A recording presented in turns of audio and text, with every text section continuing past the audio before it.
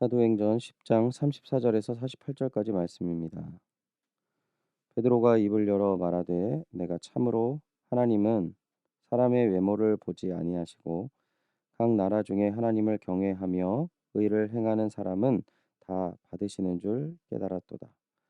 만유의 주 되신 예수 그리스도로 말미암아 화평의 복음을 전하사 이스라엘 자손에게 보내신 말씀 곧 요한이 그 세례를 반포한 후에 갈릴리에서 시작하여 온 유대에 두루 전파된 그것을 너희도 알거니와 하나님이 나사렛 예수에게 성령과 능력을 기름 붓듯 하셨음에 그가 두루 다니시며 선한 일을 행하시고 마귀에게 눌린 모든 사람을 고치셨으니 이는 하나님이 함께 하셨음이라. 우리는 유대인의 땅과 예루살렘에서 그가 행하신 모든 일의 증인이라.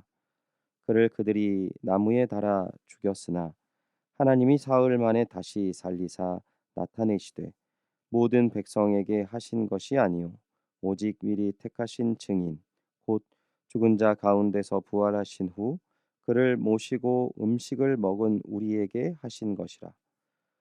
우리에게 명하사 백성에게 전도하되 하나님이 살아 있는 자와 죽은 자의 재판장으로 정하신 자가 곧 이 사람인 것을 증언하게 하셨고 그에 대하여 모든 선지자도 증언하되 그를 믿는 사람들이 다 그의 이름을 힘입어 죄 사함을 받는다 하였느니라.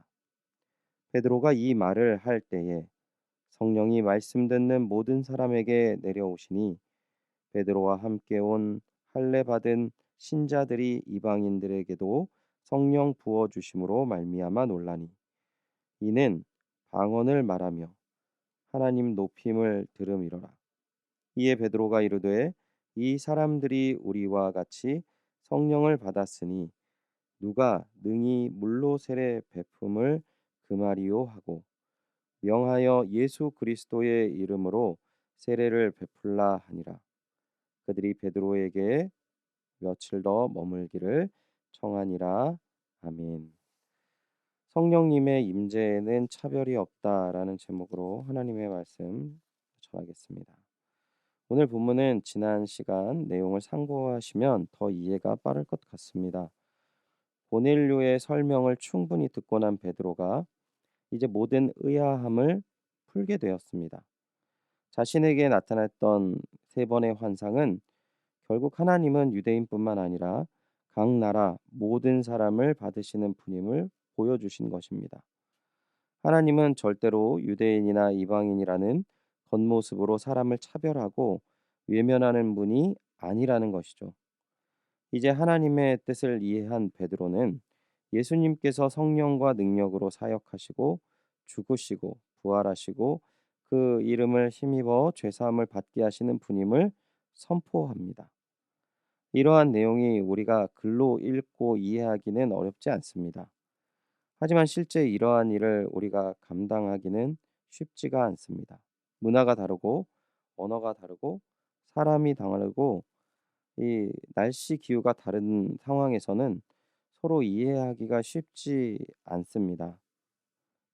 복음을 전하기 위해서 오랫동안 선교사님이 되시기 위해서 준비하신 분이 계셨는데 이분이 선교사로 파송이 되어서 외국에 가시고 복음을 전하시면서 한 3년 정도 있다가 제가 한번 만난 적이 있습니다. 그리고 이제 그분이 저에게 했던 이야기 중에 자기 자신이 얼마나 연약하고 또한 참 이게 은혜가 아니면 감당할 수 없는 일이라는 것을 말씀하셨는데 외국에서 한 6개월, 7개월 정도 지날 때 자기 마음속에서 좀 어려운 생각이 자꾸 드는 것을 발견하셨습니다. 처음에는 잘 몰랐는데 덥고 습한 기후에 자신과 다른 사람을 계속 만나는 이 일들을 하다 보니까 자꾸 마음속에 무겁고 짜증나고 그리고 사람들을 이렇게 싫어하는 생각들이 자꾸 든다라는 것이죠. 특별히 그 지역 사람들의 몸에서 나는 특유의 냄새가 자신의 그런 감정을 더욱더 부추긴다라는 걸 깨달았습니다. 복음 사역을 감당하기 위해서 아침에 일어나서 나아가는데 이렇게 그 한 사람이 지나갈 때 그러한 냄새가 자신의 마음을 굉장히 상하게 하고 분노가 생길 정도로 어려운 자신을 발견했다라고 이야기하는 것을 제가 들었습니다. 사람을 이해하고 사랑하는 일이 너무나도 당연할 수 있고 우리가 복음 안에서 정말 원수도 사랑하라라는 하나님의 말씀을 지키며 나아갈 수 있을 수 있지만 유대인인 베드로가 이방인에게 복음을 전하는 오늘 본문과 같은 내용은 사실은 당시 유대인들에게는 기적과 같은 일이었습니다. 유대인은 태어날 때부터 이방인에 대한 차별적인 문화를 가지고 살아갑니다. 그리고 당시 유대인들은 로마로부터 그리고 로마 시대 이전에도 여러 이방 나라의 속국으로 살면서 서러움을 받고 어려움을 받으며 살아갔었고 자신의 이러한 어려움이 조상들의 우상 숭배의 영향이라고 생각했습니다. 그리고 이 우상 숭배를 하는데 가장 큰 영향을 준 대상이 이방인이라고 생각했기 때문에 이방인에 대한 적대적인 마음이 누구보다 컸던 사람들이었습니다. 그렇기에 오늘 35절의 본문은 너무나 큰 고백입니다. 35절 제가 다시 한번 읽어드리면 각 나라 중 하나님을 경외하며 의를 행하는 사람은 다 받으시는 줄 깨달았도다. 우리가 사람을 보는 시각은 나의 감정과 상대방의 상황과 상태가 아닌 주님이 보시는 시선으로 보아야 한다라는 결론을 내릴 수 있습니다.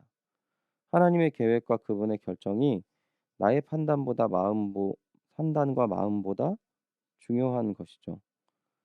베드로가 말씀을 전할 때 성령께서 이방인인 고넬료를 포함한 그의 친척과 친구들에게 내려오셨습니다. 그들은 방언을 말하며 하나님을 찬양했습니다.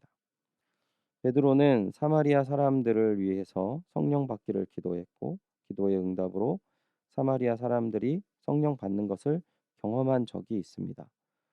사마리아인에 대한 편견도 컸지만 베드로는 그 사건 때문에 놀라지 않았습니다. 그러나 이방인들이 성령을 받는 모습은 무척 큰 놀라움을 주었다라고 성경이 표현하고 있습니다. 앞서 하나님의 외모로 사람을 보지 않으시는 분이라고 깨닫긴 했지만 실제로 여전히 다르다는 생각을 품었던 것 같습니다. 이제 베드로가 이 사람들에게 세례를 베풉니다. 그리고 이 사건을 통해 복음은 세계 만방으로 뻗어나가기 시작합니다.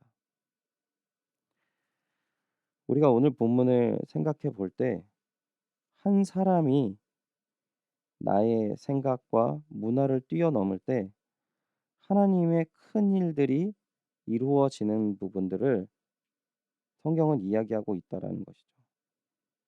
어떻게 나의 생각을 내려놓고 깨일 수 있습니까?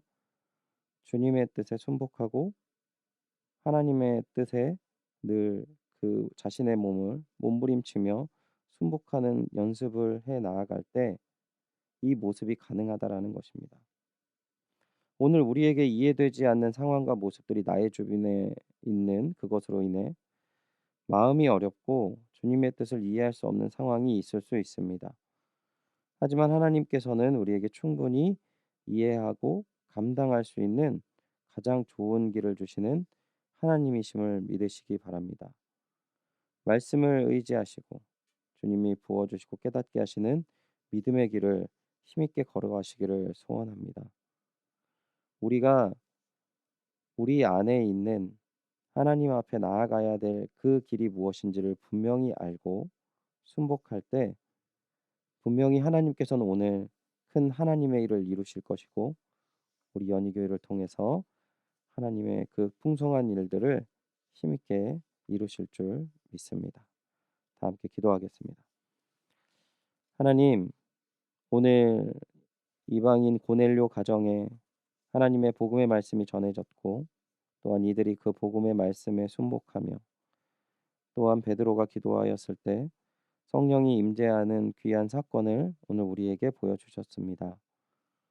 먼저는 우리가 생각하지도 못한 그 많은 사람들과 일들에 대해서 먼저 주님의 뜻을 우리가 기억하고 하나님의 말씀에 귀 기울이며 또한 순복하는 그 은혜의 길을 허락하시사 오늘 이 땅 가운데 큰 일을 예비하신 하나님의 일들에 귀한 동역자가 되어지는 그 은혜와 사랑을 허락하여 주시옵소서.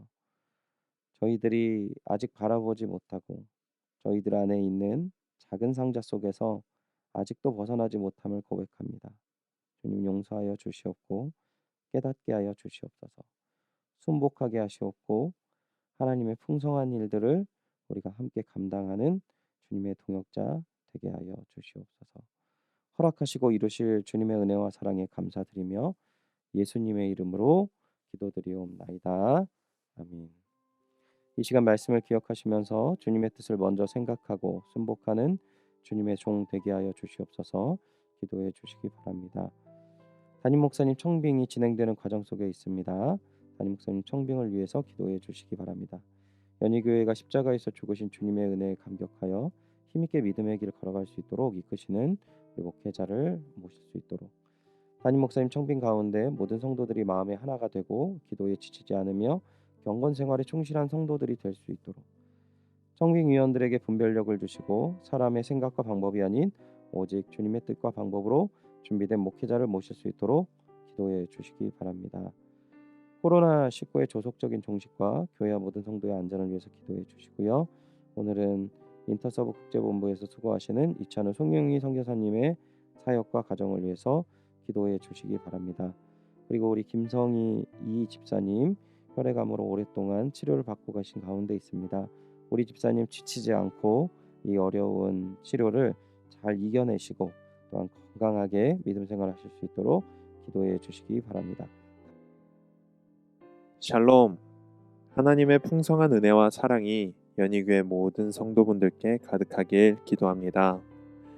이번 2021년 겨울 성경학교를 위해서 연희교회 초등부에서는 두근두근 구원여행이라는 주제로 특별 신앙 교육을 준비했습니다. 2월 20일부터 21일까지 진행되는 본 수련회에서는 가정에서 할 수 있는 웹 공과라는 특별한 교육 방법으로 진행될 예정입니다. 두근두근 구원여행 특별 신앙 교육을 위해서 구원의 은혜를 경험하는 귀한 시간이 되기를 함께 기도 부탁드립니다. 이번 초등부 겨울 성경학교도 온라인으로 진행될 것입니다. 비록 함께 모여서 수련회를 못할지라도 성령님께서 아이들의 마음을 움직이셔서 하나님의 은혜를 경험하도록 기도 부탁드립니다. 이번 수련회를 통해 배울 구원의 교리를 아이들이 더 잘 이해해서 하나님이 우리에게 주신 구원의 은혜를 깊이 경험하며 살아가도록 기도해 주시기 바랍니다. 마지막으로 각자가 몸은 떨어져서 수련회를 참여할지라도 주님 안에서 마음은 하나가 되게 하여 주셔서 한 마음으로 예배를 드리고 각 가정과 교회 공동체에서 풍성한 교제를 나누도록 기도 부탁드립니다. 다 같이 기도하시겠습니다.